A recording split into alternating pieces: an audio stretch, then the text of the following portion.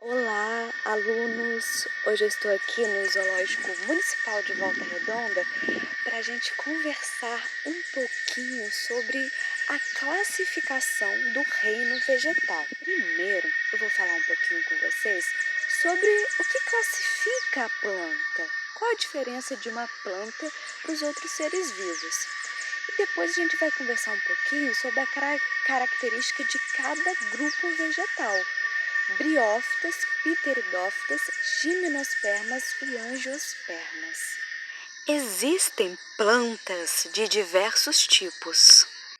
Mas o que toda planta tem em comum?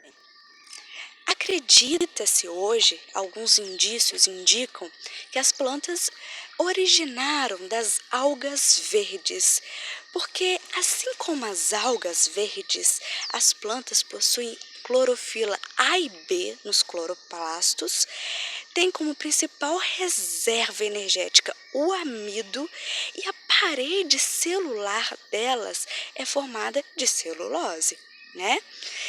Então, considerando isso, que as plantas vieram das algas, se originaram das algas, nós podemos considerar então como novidade evolutiva, como apomorfia, o fato das plantas fazerem fecundação interna, diferente das algas, que a fecundação é externa, as plantas terem um embrião maciço, todas serem multicelulares e também planta é autotrófica, ou seja, elas produzem seu próprio alimento através do processo chamado fotossíntese.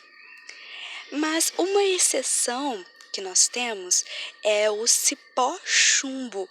Esse tipo de planta suga a seiva elaborada, que é a seiva formada de glicose, de outras plantas. Falando em novidade evolutiva, vou colocar aqui na tela um cladograma para vocês verem as principais apomorfias, ou seja, as principais novidades evolutivas que surgiram em um grupo e que deram continuidade aos grupos seguintes. Sugiro que vocês tirem um print ou copiem esse cladograma. A partir de agora, a gente vai falar um pouquinho de cada grupo e das novidades evolutivas, das diferenças também desses grupos. Dentro do grupo das briófitas, nós teremos 3 filos: os antóceros, os musgos e as hepáticas.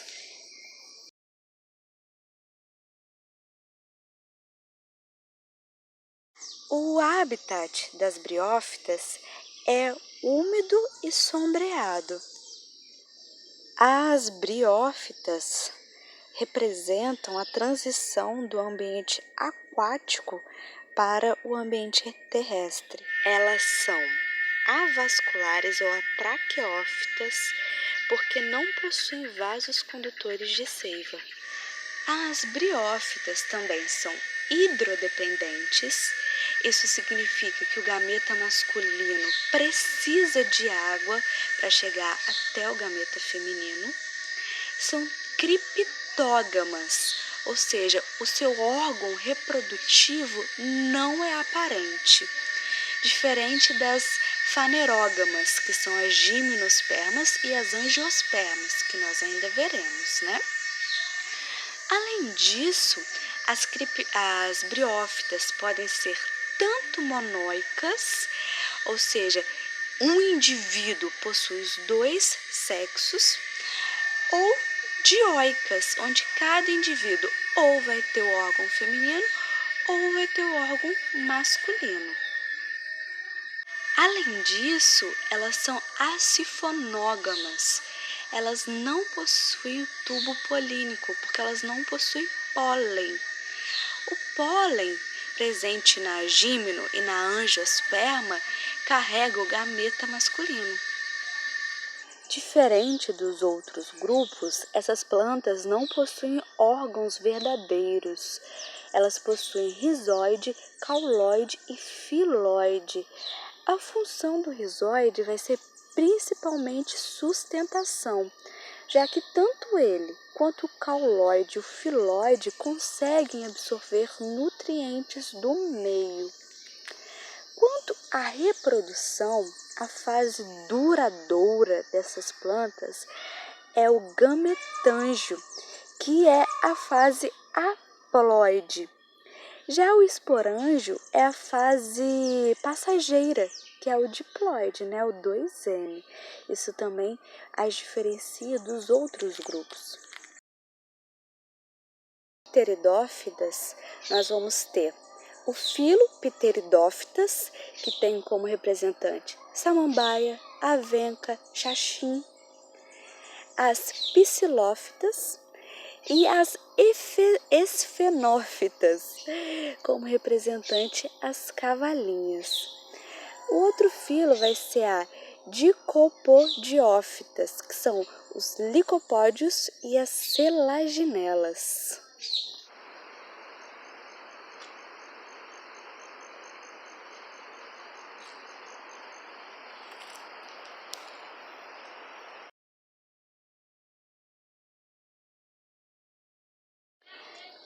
As pteridófitas, elas são vasculares, ou seja, traqueófitas, e por terem vasos condutores de seiva, elas já conseguem um porte maior do que o das briófitas, né?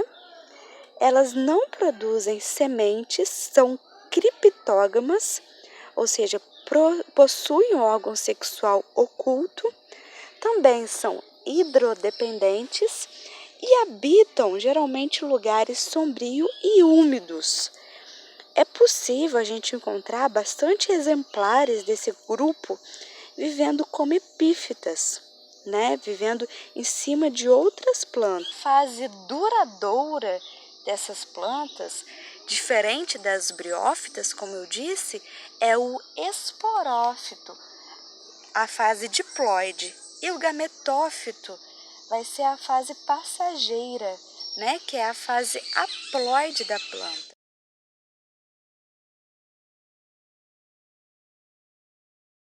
Gimnospermas. Gímeno quer dizer nua, e esperma, semente. Então, como representantes deste grupo, nós vamos ter as plantas de sementes nuas. Eu vou ter 4 filos em gimnospermas principais, que é as coniferófitas, que a gente encontra o pinus, a araucária, as cicadófitas, as guinetófitas e as gincagofitas.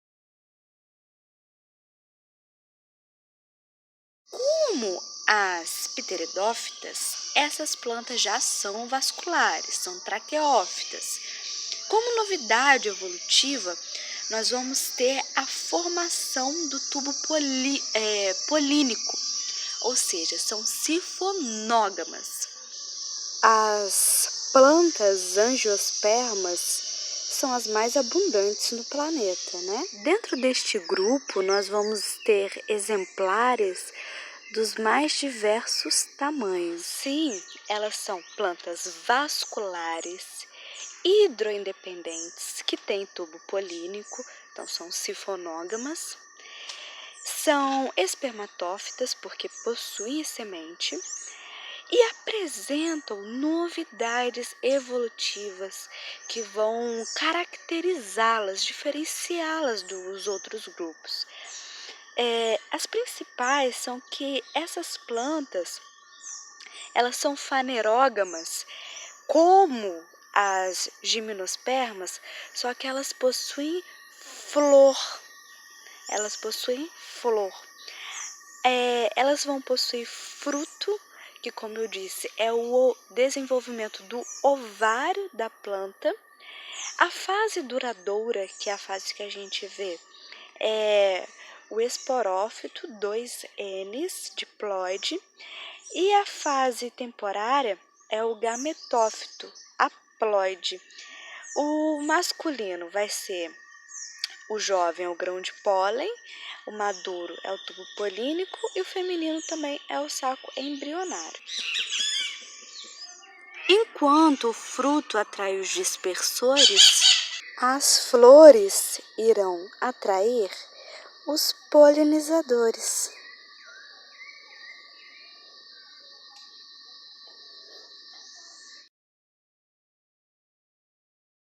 Dentro do filo das antófitas, nós teremos também duas classes, as monocotiledôneas e as dicotiledôneas. As monocotiledôneas, como a espada de São Jorge e o bambu, possuem as folhas paralelinérvias. As sementes possuem apenas um cotilédone. Isso fica claro quando a gente vai analisar a semente do milho e do arroz. Disso, a raiz das monocotiledôneas é fasciculada. Elas apresentam flores trímeras, ou seja, 3 pétalas ou múltiplos de 3. E o caule dessas plantas é difuso. O difuso está relacionado à distribuição dos vasos condutores. Em contrapartida, as eudicotiledôneas possuem o formato da folha peninérvia, em alusão a uma pena. Vocês conseguem observar a diferença de uma para outra?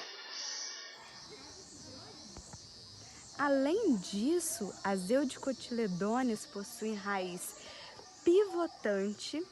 A semente delas possui 2 cotilédones, o que é bem visível na semente do feijão. As suas flores, elas estão em tetra ou pentâmera, ou seja, elas possuem 4 ou 5 pétalas ou múltiplos desses números, né? E os vasos condutores estão no caule em formato de anel.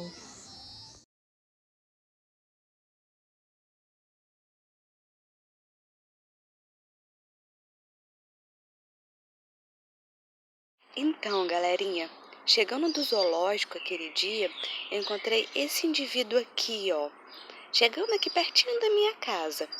Vocês já viram por acaso essa planta? Aqui na nossa região, ela é popularmente conhecida como chifre de veado.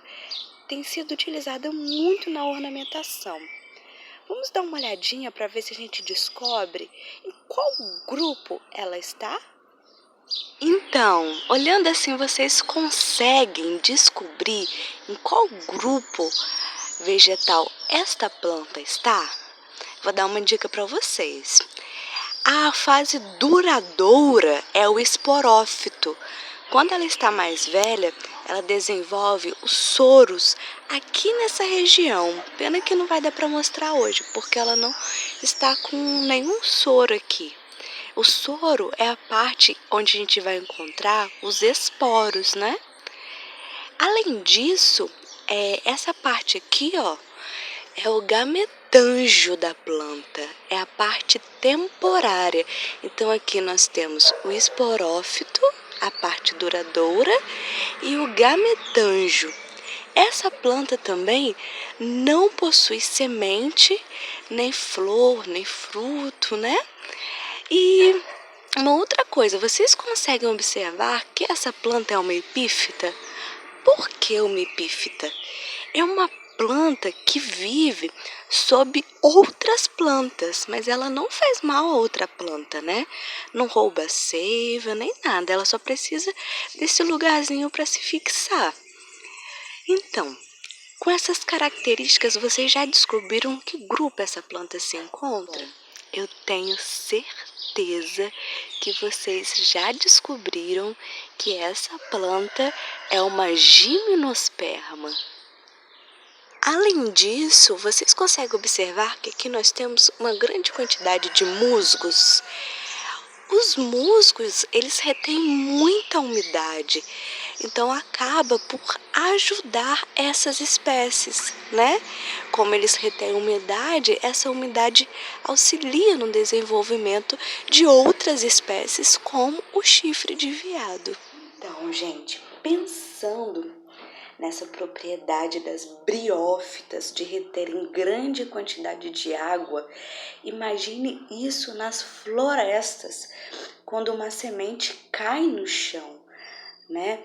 Ela encontra esse ambiente rico em umidade e consegue estar se desenvolvendo. No Oriente, ela é muito utilizada para fazer combustível de aquecimento para as casas. Vocês sabiam disso? Geralmente é usada a turfa de um musgo chamado esfagno. Vamos pensar um pouquinho sobre a importância das pteridófitas. Gente, todas essas plantas têm uma importância ecológica muito grande, né? Assim como todos os outros seres vivos. Mas eu queria que a gente pensasse nisso para o nosso dia a dia. Então vamos pensar, as pteridófitas, samambaias, avencas, são plantas muito utilizadas em ornamentação.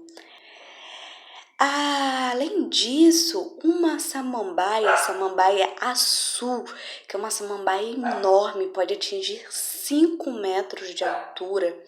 Ela era muito utilizada antigamente por causa do xaxim. Eles faziam vasos de plantas com esse xaxim, né? Infelizmente, por causa da sua extração, essas plantas começaram a entrar em extinção. Então, hoje em dia é proibido extrair o xaxim. E as gimnospermas? Vocês conseguem imaginar a importância dessas plantas, a presença delas no nosso dia a dia?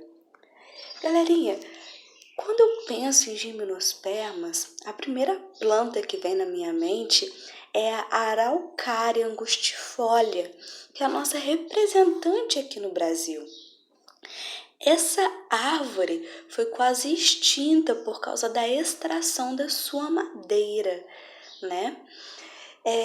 Mas além disso, ela dá o pinhão. O pinhão é a parte feminina da planta. E as angiospermas? Elas são as mais diversas do planeta, né? Vocês conseguem imaginar alguma utilidade dessas plantas no nosso dia a dia?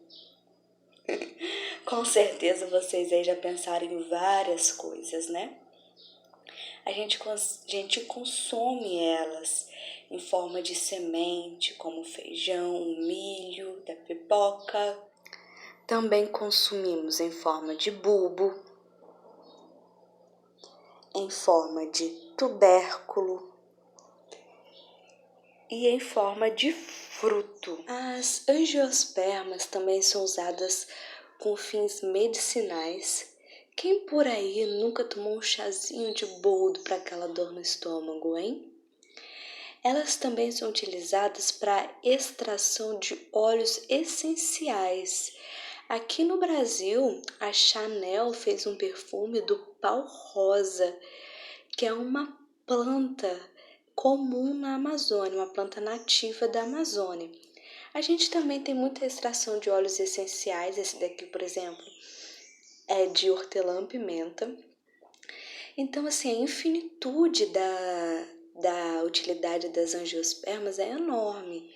Se você pensou em alguma coisa, que tal deixar aqui nos comentários, hein?